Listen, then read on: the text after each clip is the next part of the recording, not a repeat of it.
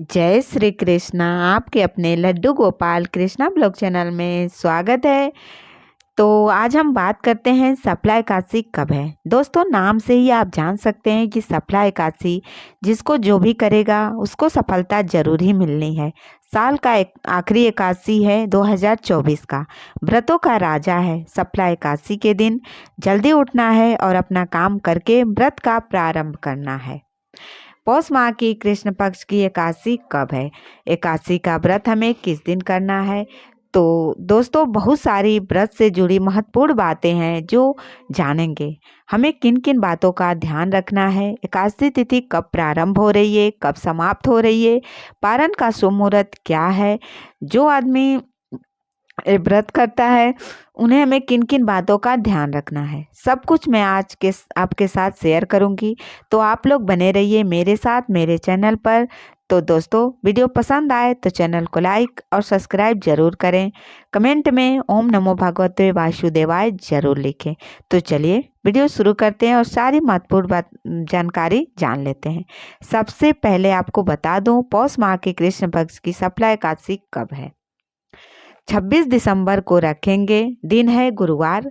इस दिन व्रत रखेंगे, गुरुवार के दिन व्रत रखेंगे। दसवीं तिथि का नियम 25 दिसंबर से ही पालन करेंगे। बुधवार के दिन दसवीं तिथि का जो भी नियम है उसका पालन करेंगे। लहसुन प्याज का त्याग करना है, ब्रह्मचर्य का पालन करना है। दसवीं तिथि के दिन ही हमें तुलसी पत्र तोड़ लेना चाहिए। और मैं अपने बहनों से कहूँगी, एक दिन पहले कैसे बाल धोएंगे, यानी कि एकादशी पड़ रही है गुरुवार को, तो हमें बुधवार के दिन ही बाल धो के स्नान कर लेनी चाहिए। तो आप व्रत का पालन आप गुरुवार से करेंगी, कर सकते हैं। और बहुत लोग चावल खाकर व्रत करते हैं, कई लोग रोटी, जैसे आप के इधर करते होंगे आप वैसे ही करिएगा। लेकिन एकादशी तिथि बहुत ही कठिन व्रत माना जाता है। तो कठिन व्रत है, इसके नियमों का पालन जरूरी होता है। एकादशी के नियमों का बहुत बड़ा महत्व है। दसवीं हमें बुधवार को ही मनाना है। तो दोस्तों, 26 दिसंबर को ही व्रत रखना है। दोस्तों, अगर आप एकादशी का व्रत रखते हैं तो बहुत अच्छा है। अगर नहीं रखते हैं तो अगर आप रखना चाहते हैं तो जरूर रखें, क्योंकि इससे मोक्ष की प्राप्ति होती है और भगवान विष्णु का आशीर्वाद मिलता है। दोस्तों, आप कुछ करें या ना करें, एकादशी का व्रत रखते हैं तो बहुत अच्छा माना जाता है। सारे व्रतों का फल इससे मिलता है। इसे करने से मोक्ष प्राप्ति होती है, वैकुंठ धाम मिलता है। इससे सारे पापों का नाश होता है। और सबसे ज़रूरी बात कि व्रत एकादशी का सिर्फ अपने लिए होता है। हम महिलाएं जो होती हैं ना, सबके लिए सब कुछ करती हैं, घर परिवार बच्चे पति सबके लिए, लेकिन अपने लिए हम कुछ नहीं करते हैं। तो इसलिए एकादशी का जो व्रत होता है वो हमारे लिए, खुद के लिए होता है। तो इसलिए मैं अपने बहनों से कहूँगी कि एकादशी का व्रत जरूर करें। एकादशी के दिन पीला वस्त्र पहने और पीला फूल चढ़ाएं, पीला प्रसाद, पीला चंदन जो भी लगाएं पीला करें। पीले वस्तु भगवान विष्णु को प्रिय है। एकादशी के दिन घर में गंगा जल का छिड़काव करें। और दोस्तों, अगर आपके आसपास नदी है तो नदी में स्नान करने जाएं। और दोस्तों, इस बार एकादशी गुरुवार को पड़ा है, तो और सोने पे सुहागा है। देखिए, तुलसी में जल ना दें और ना ही तुलसी दल तोड़ें, दूर से ही धूप बत्ती जला दें और प्रणाम करें। देखिए, तुलसी में जल एकादशी के दिन नहीं देने चाहिए, इस बात का आप ध्यान रखें। पूरा विधिवत आप तुलसी पूजा कर सकते हैं, फल चढ़ाएं, फूल चढ़ाएं, सब कुछ करें, सिर्फ जल नहीं देने चाहिए। विष्णु भगवान का भोग में भी तुलसी पत्र जरूर डालें, मगर तुलसी पत्र बुधवार को ही तोड़ लें। एकादशी के दिन तुलसी पत्र नहीं तोड़े जाते। तो आप व्रत रख सकते हैं और फलहार भी कर सकते हैं। जैसे आप चाहें तो निर्जला भी कर सकते हैं, जैसे आपकी मर्जी हो आप कर सकते हैं।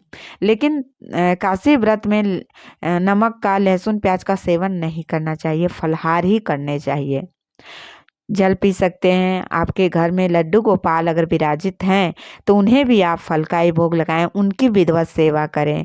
उन और मिश्री का मेवा भोग लगा सकते हैं। सभी देवताओं को फल का ही भोग लगा सकते हैं।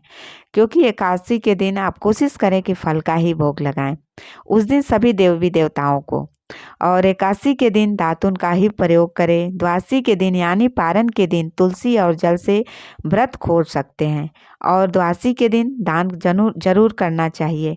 आप एकादशी पर भी दान कर सकते हैं, मगर तिल का दान बहुत शुभ माना जाता है। पारण के दिन मुहूर्त पे ही पारण करें और भगवान को भोग लगाकर ही पारण करें। दान देने के बाद आप चाहे तो किसी ब्राह्मण को बुला के उन्हें भोजन भी करा सकते हैं। अगर कोई ब्राह्मण नहीं है तो आप उन्हें दान देकर, कहीं मंदिर में जाकर दान देकर भी आप व्रत खोल सकते हैं। आप व्रत खोलें, तुलसी पत्र डालकर ही अपना भोजन में तुलसी पत्र डालें, फिर आप उस भोजन को करें। गाय को सबसे पहले गाय को खिलाएं, जो भी आपके घर में भोजन बना है गाय को खिलाएं। और चावल से ही व्रत खोला जाता है। आपकी जितनी शक्ति हो आप उतना ही दान करें, जरूरी नहीं है कि हम बहुत कुछ करें। और सर्दी का मौसम चल रहा है, आप चाहें तो कंबल इत्यादि ये सब चीज़ें दान कर सकते हैं।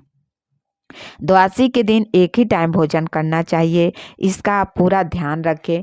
जैसे फल, दूध, पानी ये सब खास पी सकते हैं, लेकिन अनाज जो होता है एक ही बार दिन में खाया जाता है, डायरेक्ट उसके बाद रात को ही आपको खाना है। क्योंकि अगर 2 बार आप मुंह जूठा करते हैं अनाज से तो एक चिड़िया होती है जो आपका व्रत लेके उड़ जाती है। तो इसलिए आप द्वादशी के दिन एक ही टाइम भोजन करें। पारण के दिन सरसों का तेल नहीं खाना चाहिए। इस दिन घी का प्रयोग करें या मूंगफली के तेल का प्रयोग करना चाहिए, नहीं तो व्रत का फल नहीं मिलता है। और एकादशी कब प्रारंभ हो रही है ये भी जान लेते हैं। तो देखिए 25 दिसंबर 2024 को रात 10:29 पर होगी। इस तिथि का समापन 27 दिसंबर को रात 12:43 पर होगा। उदया तिथि के अनुसार 26 दिसंबर 2024 को सफला एकादशी का व्रत रखा जाएगा। शुभ योग है। पंचांग के अनुसार 26 दिसंबर 2024 को सफला एकादशी के दिन सुकम्मी योग का निर्माण हो रहा है, जो रात 10:23 पर समाप्त होगा। सफला एकादशी पर स्वाति नक्षत्र भी बनेगा, जो 6:09 तक रहेगा। इस दिन अभिजीत मुहूर्त दोपहर 12:01 से 12:42 तक।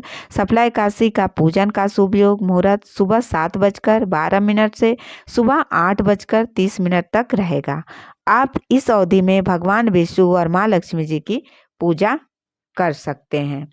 सफला एकादशी व्रत का पारण 27 दिसंबर शुक्रवार को सुबह 7:12 से 9:16 के बीच कर सकते हैं। तो ये रही सफला एकादशी व्रत का पालन, नियम, विधि, संपूर्ण जानकारी। वीडियो अच्छी लगी हो तो चैनल को लाइक और सब्सक्राइब जरूर करें। कमेंट में ओम नमो भगवते वासुदेवाय जरूर लिखें। मिलते हैं अगले वीडियो में एक नई जानकारी के साथ। जय श्री कृष्णा।